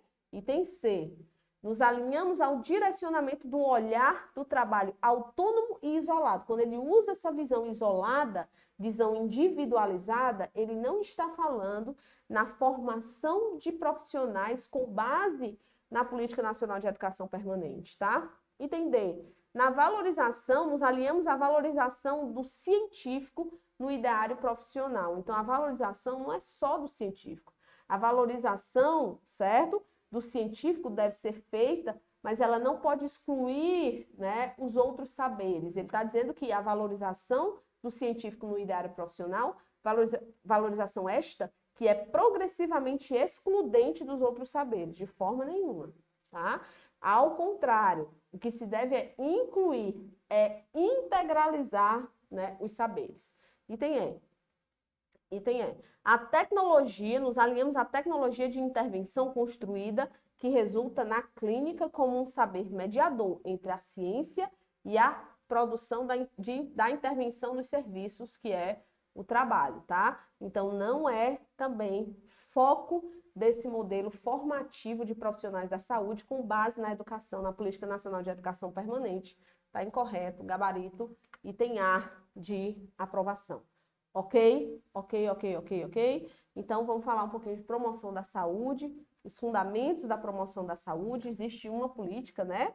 Política Nacional de Promoção da Saúde, portaria ministerial 2446 de 2014, que versa sobre essa política. É importante que você tenha cuidado nos princípios, nas diretrizes, tá? Nos valores fundantes dessa política. É importante que você tenha uma visão geral do que é promoção da saúde, do histórico de promoção da saúde no nosso país, tá bom? Vamos lá. 19ª. A promoção da saúde, ela se refere principalmente às ações sobre condicionantes e determinantes sociais da saúde, dirigidas a impactar favoravelmente a qualidade de vida. Cuidado! Lá no começo da portaria 2446, da Política Nacional de Promoção da Saúde, você vai observe que ele já coloca um pequeno texto, é um parágrafo, né? Falando, contextualizando de onde ou por onde essa política se baseia. E uma das coisas que ele fala, certo, é justamente em impactar, em atuar sobre os condicionantes e determinantes sociais da saúde. É se basear no conceito ampliado de saúde da Organização Mundial da Saúde, tá? É impactar nos condicionantes e determinantes para elevar, para melhorar a qualidade de vida das pessoas. Tranquilo? Então o item A já está correto. Item B, relacionar o conhecimento da história natural a fim de se tornar improvável o progresso posterior da doença? Não, está errado. O controle da transmissão de doenças infecciosas e a redução do risco de doenças degenerativas, o foco não é doença, pessoal. Lembra aí, o foco é qualidade de vida. O foco é atuar sobre condicionantes e determinantes. O foco é capacitar, empoderar a comunidade, tá? Na sua autonomia, na busca pela qualidade de vida. Intervenções orientadas a evitar o surgimento de doenças específicas e a introdução de tecnologias duras. Piorou. Garantia de assistência em tempo oportuno, principalmente no que se refere às condições e aos agravos agudos. Não. O foco é muito mais na promoção da saúde. As ações de promoção da saúde focam muito mais, né, nos fatores de risco, né, em evitar os fatores de risco, em reduzir o adoecimento, principalmente o crônico, tá bom? Item A, a resposta da nossa 19ª questão. E agora, meu povo, nós vamos trabalhar estratégia de saúde da família, política nacional de atenção básica, ainda tem segurança do paciente, tem uma série de coisas, tá? Vamos continuar aí. Para um pouquinho, bebe uma aguinha, coloca uma água aí do teu lado, dá uma esticadinha aí nos braços, que ainda tem muita aula pela frente. Bora lá? E vamos lá, né? Questão 20, então. Olha só, política nacional de atenção básica e estratégia de saúde da família. Essa questão é uma questão um pouco difícil, mas que dá para você, eu digo assim, ó, existem questões difíceis que dão para a gente desenrolar, né? Na hora da prova. Por quê? Porque você vai conhecer, vai lembrando das atribuições, né, de cada profissional, muitas vezes pela sua vivência, pelo seu entendimento de atenção básica. Então dá para você identificar. Preste atenção. A questão perguntou o seguinte: é uma das atribuições comuns a todos os membros da equipe que atuam na atenção básica. Primeira coisa que você tem que ter em mente, tenha cuidado.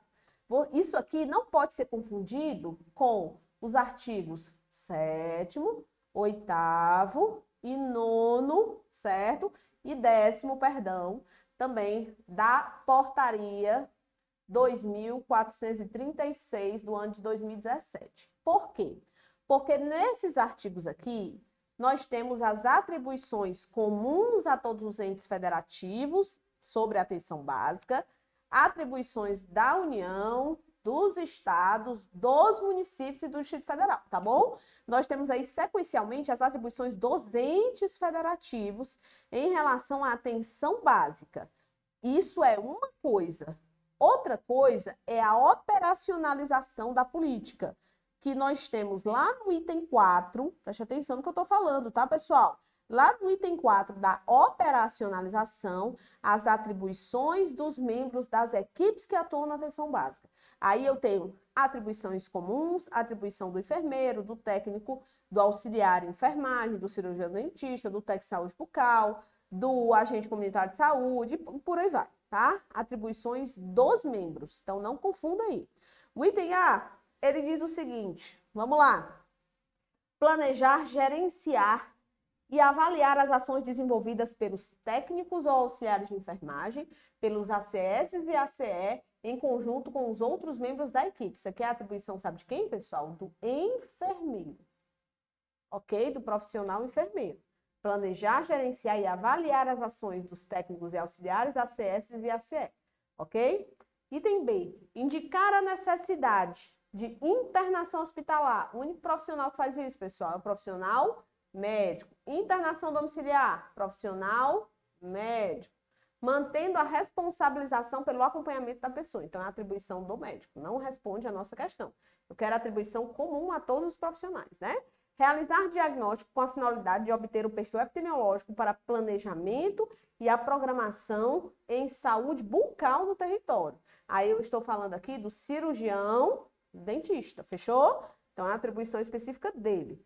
Item D. Realizar visitas domiciliares com periodicidade estabelecida no planejamento da equipe e conforme as necessidades de saúde da população para o monitoramento da situação das famílias e dos indivíduos no território. Estou falando aqui do agente comunitário de saúde e das atribuições do agente de combate às endemias, ok? Só sobrou o quê? O item é dinário, cadastrar e manter atualizados o cadastramento e outros dados de saúde das famílias e dos indivíduos no sistema de informação da atenção básica vigente, utilizando as informações sistematicamente para análise da situação de saúde.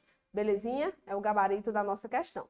Outra coisa que eu quero chamar a sua atenção, que eu chamo sempre a atenção de vocês, é para os 2 novos programas, vou aparecer aqui, ó. Para os 2 novos programas estabelecidos de 2019 para cá no Ministério da Saúde, dentro da Política Nacional de Atenção Básica. O primeiro deles, de 2019, portaria 2979 de 2019, que reestabelece o novo formato de financiamento da atenção básica no âmbito do SUS, é o PPB, Programa Previne Brasil. Ele vai falar de financiamento da atenção básica, tá? Captação ponderada, pagamento por desempenho e incentivo para ações estratégicas, que são os 3 critérios do Programa Previne Brasil. Outro programa importante Portaria 397, agora essa é de março de 2020, essa portaria institui o programa Saúde na Hora. O Saúde na Hora, ele possibilita a extensão do horário de funcionamento das unidades de saúde da família e das unidades básicas de saúde, tá? De forma a ela atuar, né? Ou funcionar em 14 horas diárias, né? 60 horas semanais, 75 horas semanais, vai depender do formato que um gestor municipal decidir e da quantidade de equipes que vão atuar ali na adesão ao programa, né? O programa por adesão Saúde na Hora. Beleza? Então, tá aí as portarias. Cuidado com o Previne Brasil, cuidado com Saúde na hora da prova, tá bom? Vamos continuar. Questão de número 21, sobre a Política Nacional de Atenção Básica. Assinale para mim a alternativa, mais uma vez, correta. No item A, ele diz assim, ó, os agentes comunitários de saúde devem realizar as ações previstas nas regulamentações vigentes, ter uma microárea sobre a sua responsabilidade, está correto, cuja população não ultrapasse a 950 pessoas. Não, é 750 pessoas, tá bom, gente? Não é 950, não. E realizar o cadastro no Departamento de Informática do Sistema Único de Saúde. Não, Departamento de Informática do SUS? Tá errado. Né? Ele pode até realizar o cadastro das pessoas no sistema de informação do Sistema Único de Saúde. Mas essa palavra Departamento de Informática soa estranha, mas de qualquer forma já estava errado, né? Item B. A ambiência de uma unidade básica de saúde refere-se a um espaço físico, arquitetônico, entendido como um lugar social, profissional e de relações interpessoais. Beleza, conceito de ambiência, né? Que deve proporcionar uma atenção acolhedora e humana para as pessoas, além de ser um ambiente saudável para o trabalho dos profissionais da saúde. Então, ambientar, né, atender a essa diretriz, a esse princípio, vou falar diretriz, né?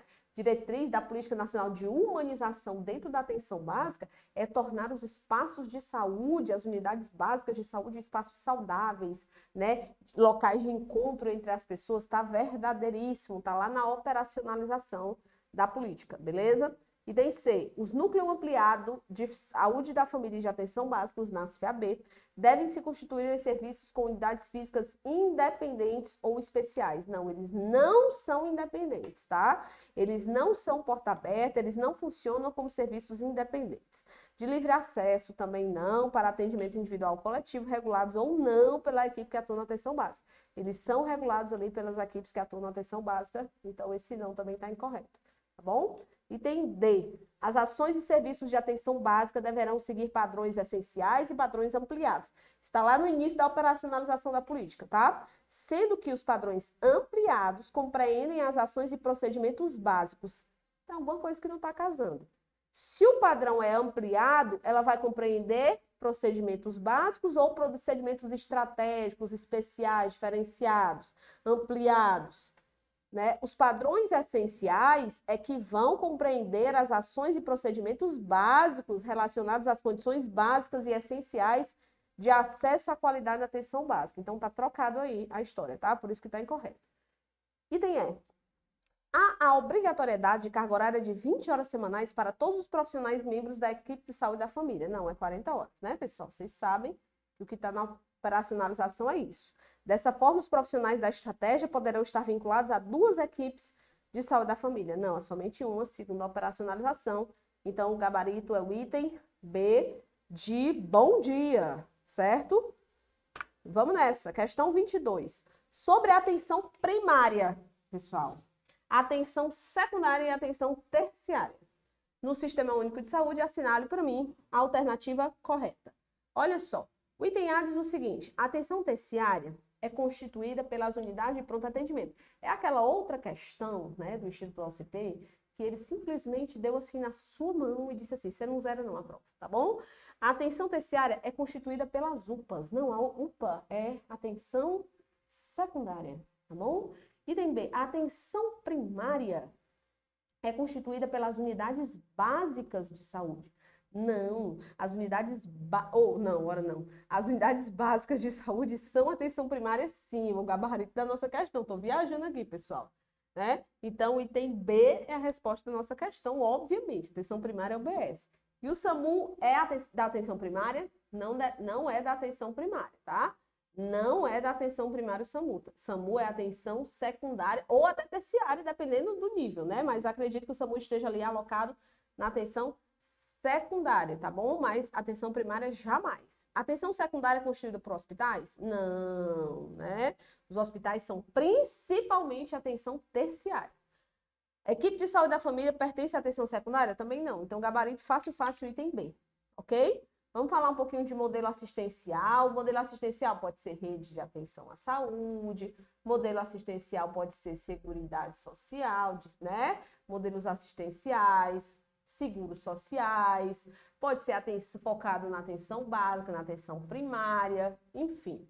Vamos lá, questão de número 23 diz o seguinte: nos modelos assistenciais é correto afirmar que são características organizacionais ou das práticas de atenção em saúde do sanitarismo, do assistencialismo médico e da atenção básica em saúde, respectivamente.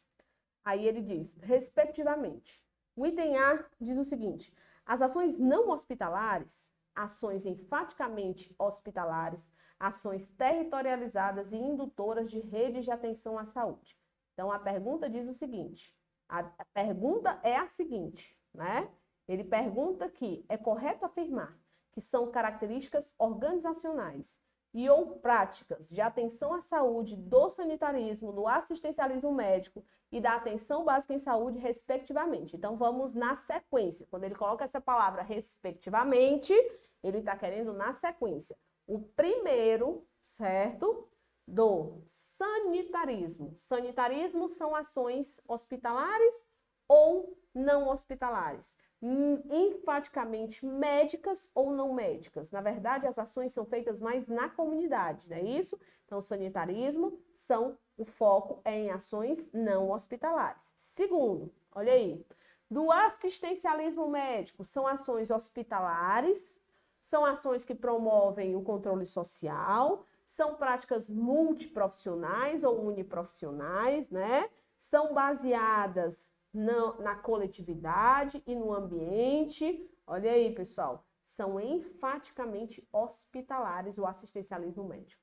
E a atenção básica são ações territorializadas e indutoras de redes de atenção à saúde. Então, o item A é o gabarito da nossa questão. Ele está aí na sequência, respectivamente, né? Cada modelo assistencial ligado à sua principal característica. Vamos para uma questãozinha de avaliação em saúde, né? A questão 24. Ela é interessante porque ela vai trabalhar diversos aspectos da avaliação em saúde.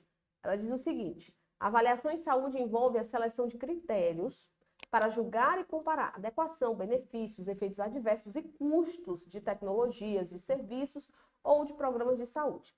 Esses critérios constituem-se indicadores de qualidade em saúde. Na avaliação de estrutura, processos e resultados de assistência à saúde, da assistência à saúde, o que está relacionado ao componente resultado? Vamos lá. Resultado. Preste atenção. Nem pode ser estrutura, nem pode fazer parte de processo. É resultado. É indicador de resultado. Redução da taxa do controle de infecção. É resultado. Redução do número de pessoas de internações, né? Ou devido à melhoria na vacinação, na abrangência, na cobertura vacinal. Resultado, tá bom? Então, vamos lá. Item A. Existência ou não de um serviço de vigilância epidemiológica em unidade de saúde. Isso é estrutura. Se tem ou não tem um determinado serviço, é estrutura, faz parte da estrutura. Ok? Errado. Redução da transmissão vertical do vírus HIV. Isso é um resultado, né? Devido a um bom pré-natal, devido a orientações durante o pré-natal, durante a vida escolar, na saúde sexual e reprodutiva de mulheres e de homens, né? Redução da transmissão vertical do vírus HIV, isso é resultado. Beleza? Item C, condições de armazenamento de medicamentos na farmácia de um centro de saúde, isso é estrutura. tá bom? Errado de novo, não é resultado. Número de leitos disponíveis por especialidade em hospital, estrutura. Ampliação da prática de auditoria nos serviços de saúde. Vamos lá, ampliar a prática. Pode ser processo? Pode, né? Pode ser processo. Ampliação da prática de auditoria, no geral, pode ser melhoria no processo, né? Ampliação das ações de auditoria, pode ser processo, tá? Mas pode ser também, talvez, estrutura, ampliação das equipes de auditoria no serviço de saúde. Quando eu falo em recursos humanos, eu estou falando de estrutura, tá bom? Então, estou aqui em dúvida, mas resultado não é. Então, o item B é a resposta da nossa questãozinha de número 24, ok? Item B, 24, item B. A NR32, ela também está lá no teu edital, ok? E aí eu vou te chamar a atenção especialmente. Cuidado. Pérfuro cortante.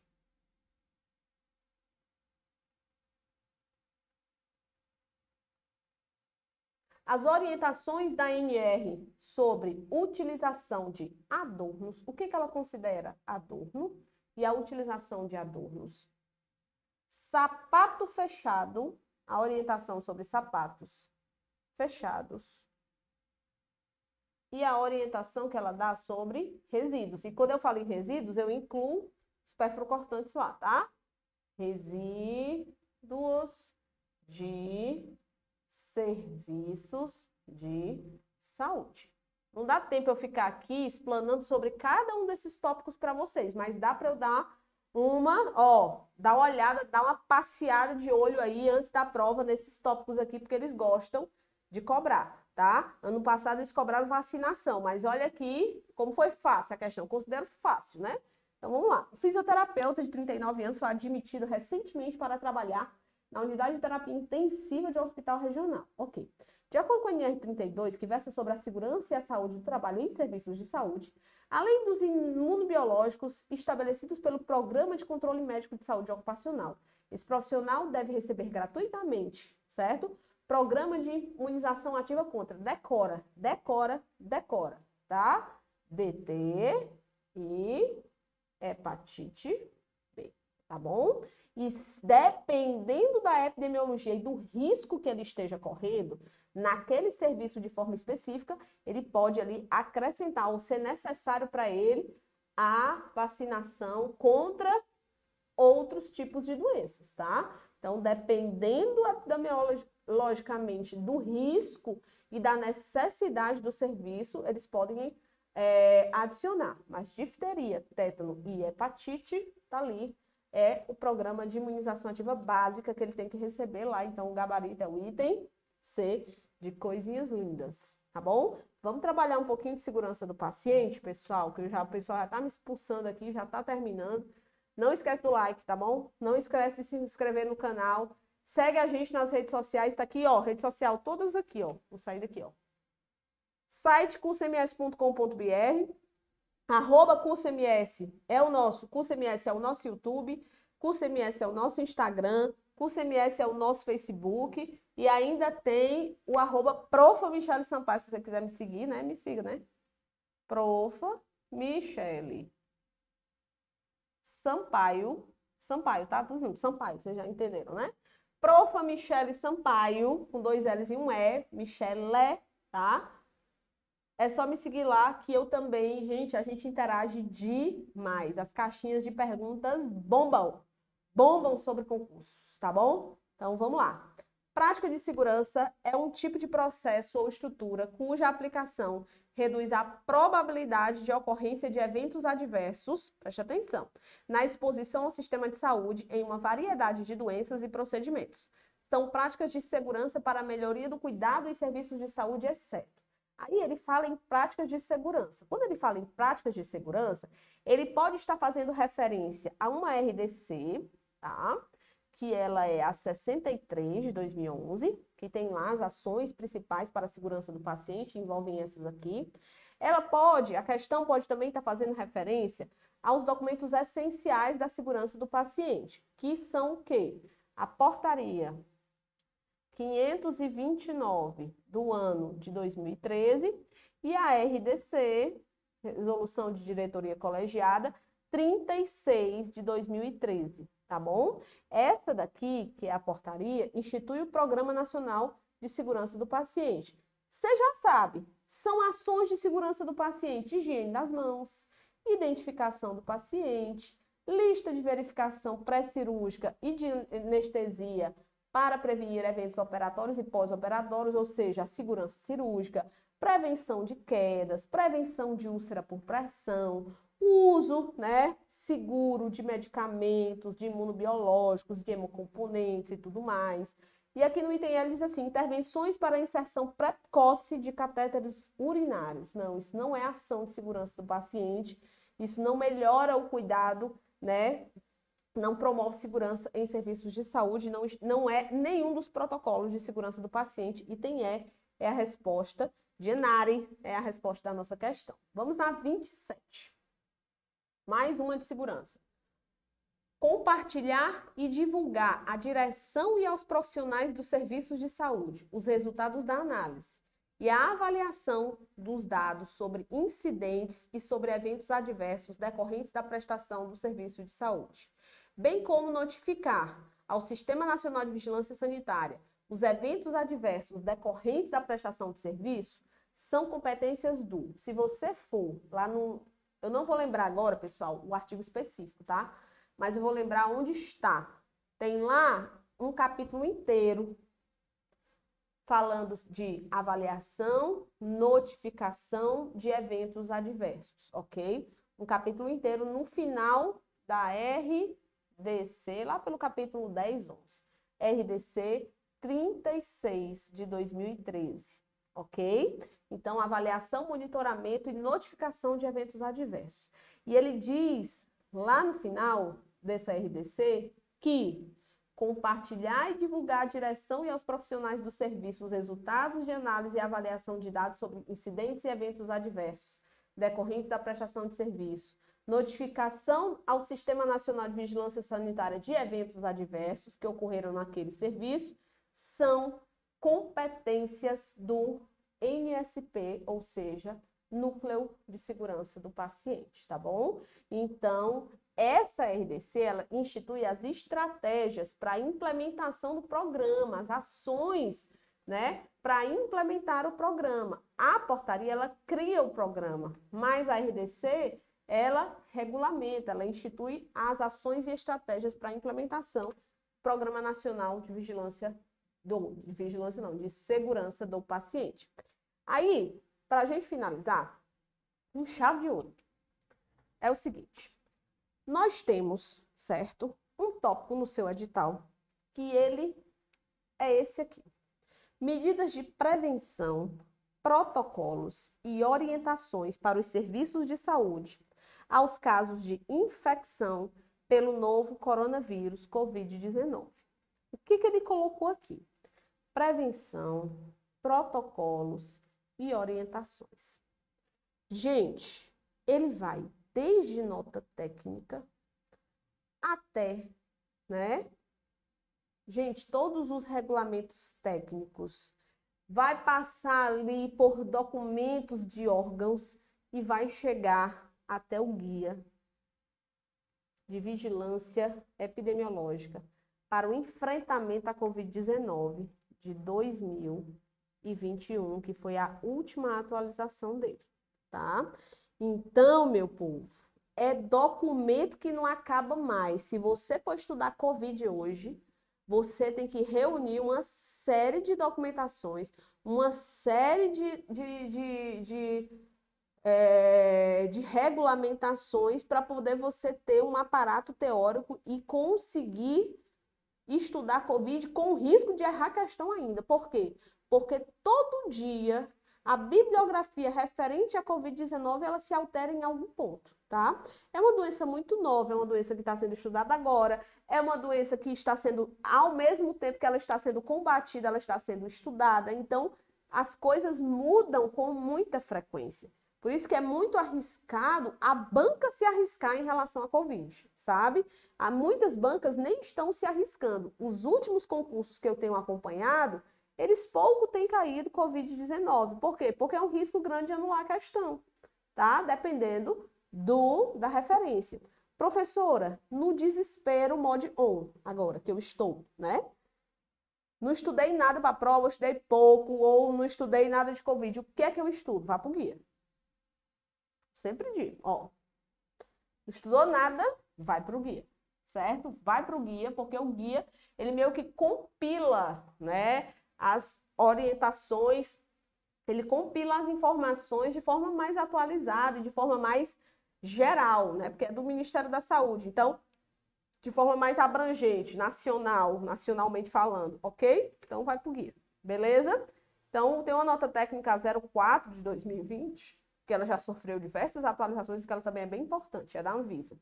Vamos nessa.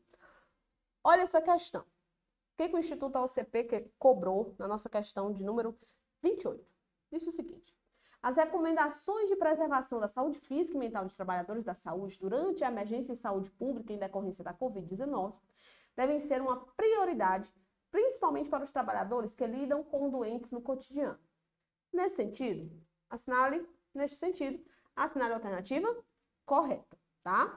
Ele vai falar de saúde do trabalhador, vai falar de quais são os regramentos para trabalhadores frente à pandemia do Covid, beleza? Então, no item A, ele diz o seguinte: deve-se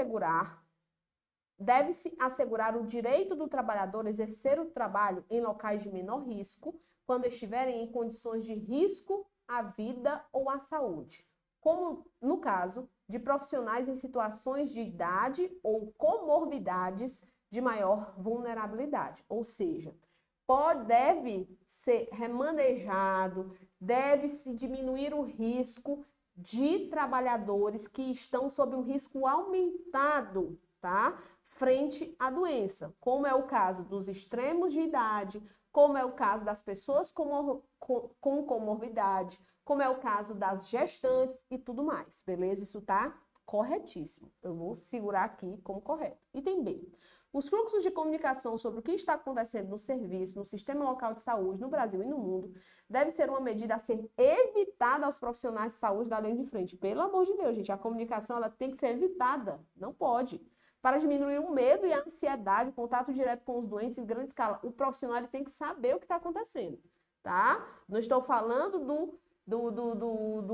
da absorção exagerada pela comunidade, pela sociedade civil no geral, de informações de todos os lados, fake news e tudo sobre Covid, tá? Eu estou falando de profissionais. Então, ele está dizendo, os fluxos de comunicação no Brasil e no mundo devem ser evitados aos profissionais de saúde? Claro que não.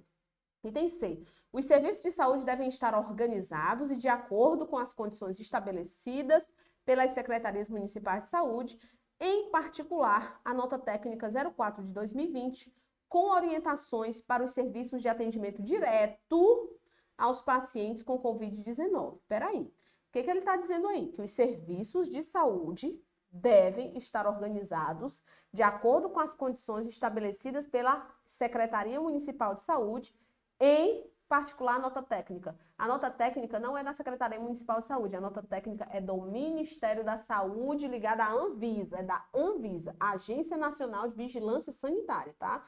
Tá errado. Item D. Na atenção básica, onde a diversidade de situações ela é menor, calma aí, o acesso aos protocolos oficiais para organizar de forma segura o trabalho das equipes deve ser realizado por intermédio dos centros de atendimento especializado aos pacientes com Covid. Não, eu jamais posso afirmar que na atenção básica a diversidade de situações seja menor, porque na atenção básica se resolve 80% dos problemas de saúde da população. Então, chegam pessoas de todas as formas e não só em situações menores. Está errado. Item E. Deve-se garantir ao trabalhador da saúde que a eventual infecção por Covid, após a exposição no local de trabalho, deve ser acompanhada e tratada seguindo os protocolos preconizados.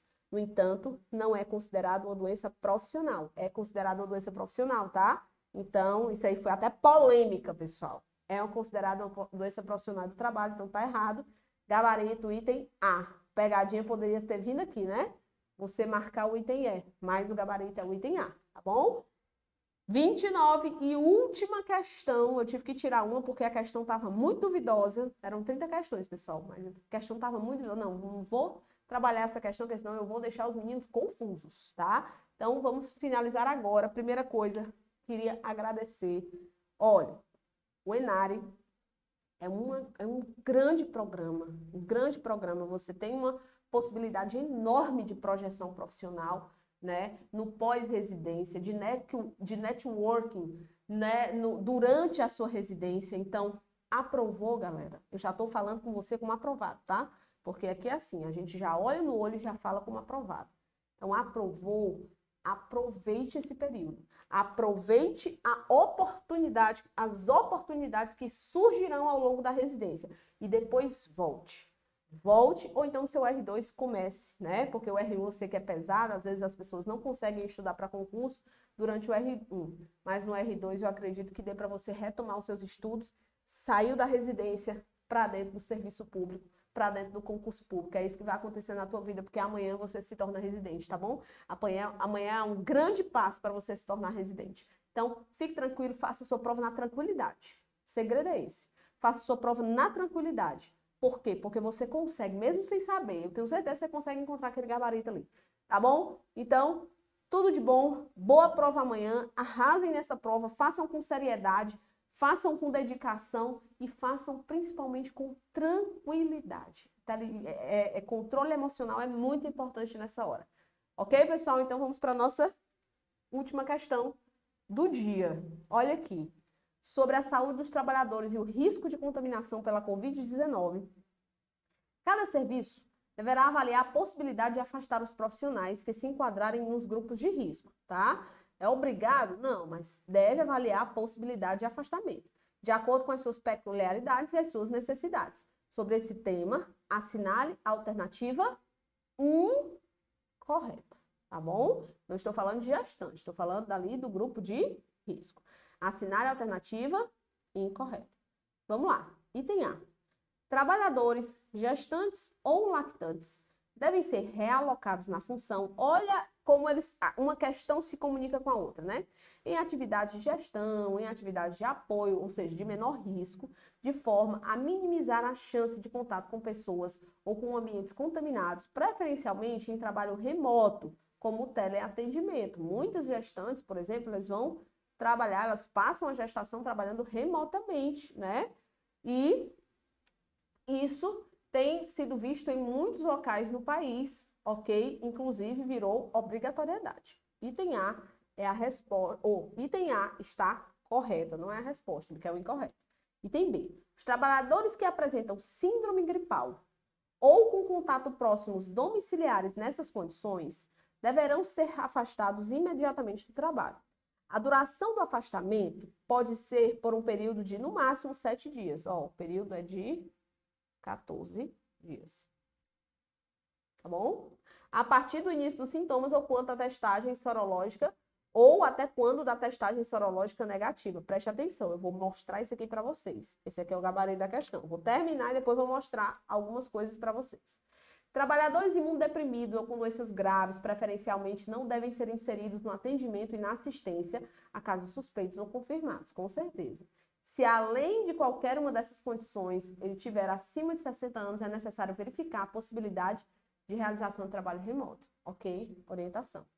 D. Trabalhadores imunodeprimidos incluem aqueles em uso de medicamentos como corticoide de uso prolongado, quimioterápicos, inibidores do TNF-alfa, neoplasias, HIV/AIDS, doenças hematológicas graves, anemia falciforme, cardiopatia grave ou descompensada, insuficiência cardíaca, infarto, revascularização e arritmias, tá? Então, são considerados imunodeprimidos, tá tudo correto, ok? Inclusive tem no guia. Item E. Trabalhadores acima de 60 anos, preferencialmente, não devem ser inseridos no atendimento e na assistência a casos suspeitos ou confirmados, né? Vocês estão vendo que ele está repetindo. Devem ser realocados da função em atividade de gestão de apoio, de forma a minimizar a chance de contato com pessoas ou ambientes contaminados. Repetiu lá o outro item anterior, né? Na verdade, o item anterior não. O item... Cadê, gente? Onde é que eu já vi essa história aqui dos 60 anos? Vi em algum local. Só não estou encontrando mais. Tá? Só não estou encontrando mais, mas eu já vi essa história aqui dos ambientes contaminados, vocês sabem, né? Ou foi enunciada a questão? Não lembro, pessoal. Eu sei que eu vi. Não vi?